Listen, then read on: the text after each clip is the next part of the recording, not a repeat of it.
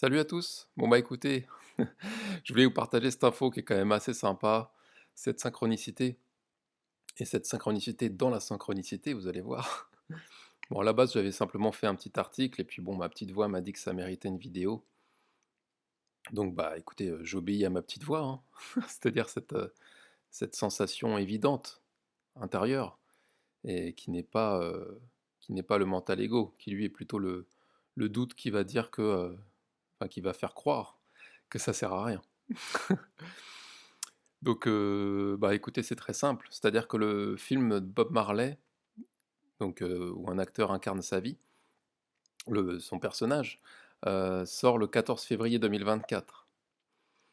Et donc 2024, ça parle à beaucoup, d'accord?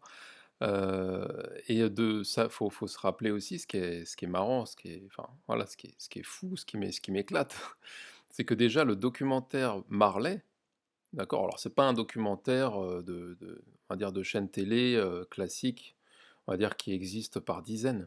C'était vraiment un film documentaire sorti au cinéma qui s'appelait Marley, c'était en 2012.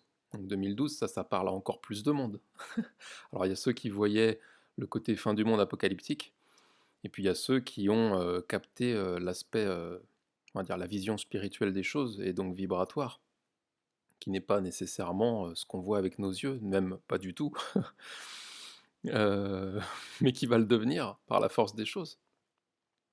Mais pour l'instant, on se concentre, on va dire sur l'aspect invisible, et puis, bah, ceux qui veulent des preuves visibles, n'ont qu'à patienter, j'ai envie de dire.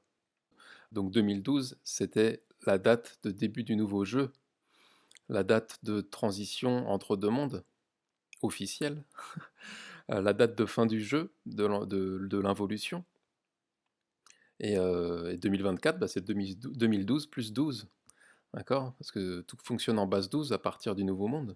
En tout cas, dans la réalité, parce que le nouveau monde n'est que la réalité en fait, enfin la vérité derrière le voile de l'illusion, plus précisément.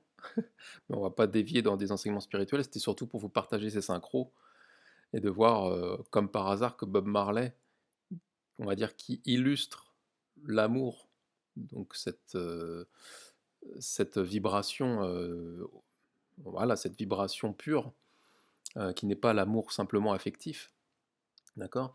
Mais qui est l'amour, inconditionnel. Voilà. D'ailleurs, c'est marrant, c'est que Bob Marley, il était polygame. Alors ça veut pas dire qu'il sautait sur tout ce qui bouge. Ça veut dire qu'à un moment donné, quand on est dans l'amour inconditionnel, on n'est pas dans cette promesse de fidélité, ça n'a pas de sens. Mais bon, ça, c'est encore autre chose. Heu, ce que je voulais dire, c'était surtout ces synchronicités-là, et puis il y en a une petite deuxième qui est marrante, mais ça, c'est perso. C'est, c'est que le 14 février, qui est donc la date de sortie du film, donc clin d'œil à l'amour évidemment, OK, mais c'est quand même marrant que comme par hasard, l'horlogerie céleste s'aligne. C'est-à-dire que tous les films sortent toujours les mercredis du mois. Et là, comme par hasard, cette année, donc l'année 2024, le 14 février tombe un mercredi. Donc il y avait quand même une chance sur 7.